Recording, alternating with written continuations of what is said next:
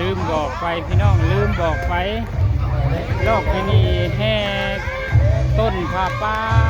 ต้นผ้าป่านะเจ้าบัดนี้คือแห่พดแห่บวชนะเจ้าบัดแห่พดแห่เบ้งนะเจ้าเอิ้นว่าแห่เบ้งแห่พดแห่บวชแห่เบ้งนั่นแหละเจ้าที่นี่แห่ต้นผ้าป่านะเจ้าเนาะบัดนี้คือแห่พดแห่บวชเป็นรอบที่สองบุญใหญ่อะไรรอแห่ก็ยังแห่สองรอบนะเจ้าเนาะมาเบิ่งอีกแห่รอบที่สองเป็นอย่างไรนี่แหละแห่พดแห่บวชเขาเอิ้นแห่เบ้งนั่นแหละเจ้า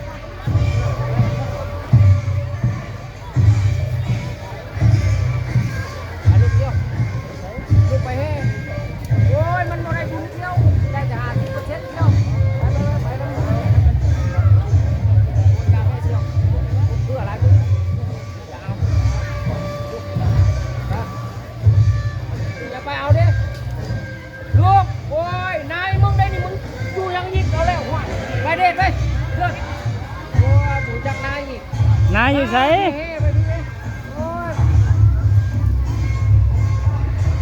ไอ้บาทเดียวมันก็บ่ได้เลยเนาะอีกุ้มบ่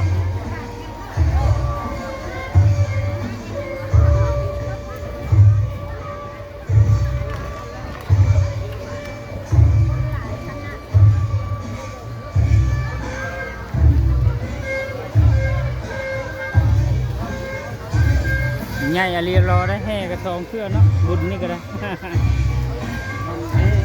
เบ้งงวดแห่เบ้งงวดเลยรอบสุดก้อนนะกระ3 รอบคือกันนะเจ้าจะเป็นแห่ต้นผ้าป่านะเจ้าแห่กองผ้าป่าต้นผ้าป่าบาดนี้แห่ไปติดกันเลยนี่ก็ยังบ่เบิดได้อยู่คือถ้าเขาก็ยังเป็นมือกล้องอันนี้เชิญว่าเพื่อนผู้อันเข้าใกล้คนลายบ่ได้นะก็บ่ได้แห่อีกนะหลายขนาดว่าหัวกำหางนี่ก็ติดกันแล้ว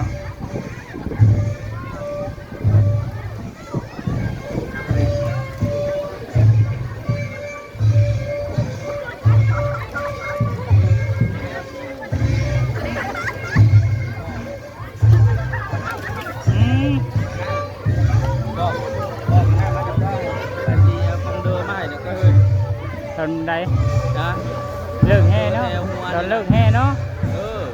อยู่เพื่อนขาน้อยก็มีคือกันอยู่เพื่อนขาน้อยก็มีแต่ว่าบ่ได้สากเดียวนี่บ่ได้สากสากเครื่องนึงจะคุ้มอยู่แล้วว่าบ่ลายปานใดก็ได้แน่จังร้อยเอามาดูโดย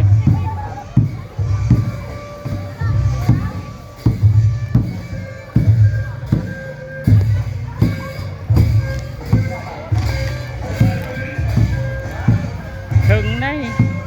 ตกนี่จังเอาบ่ได้ก้มนะถึงทักถึงแน่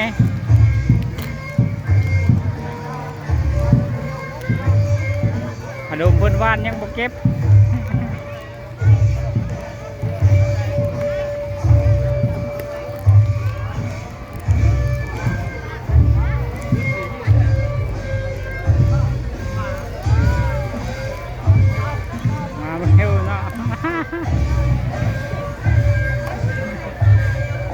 ตายดัง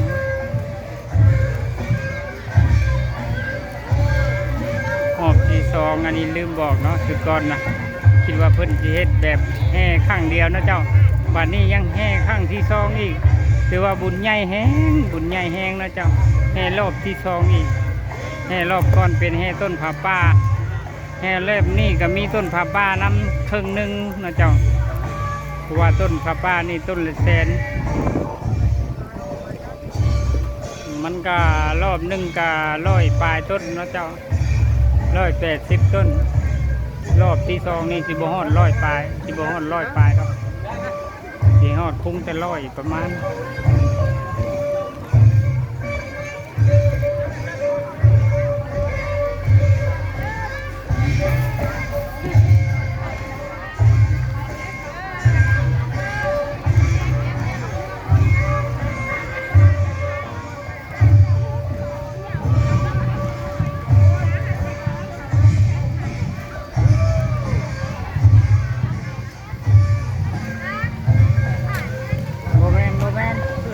โบแมนงามไหม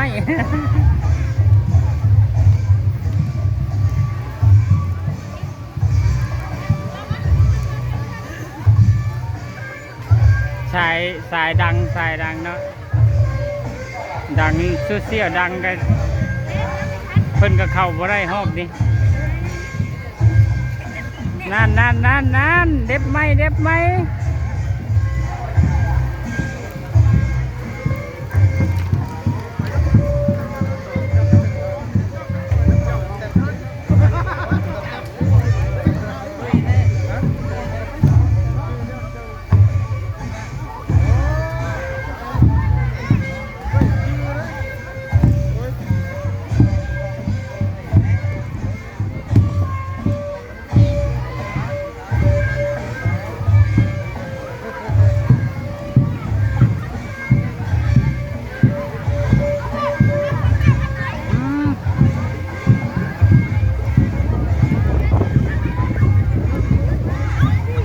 ปั้นเขาย่างปั้นเขา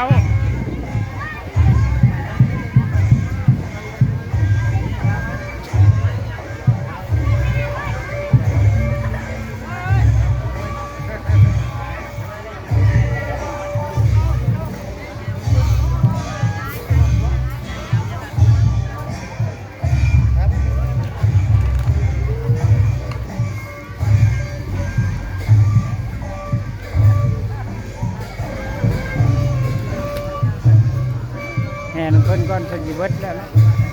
ย่างแห่น้ำเพิ่นก่อน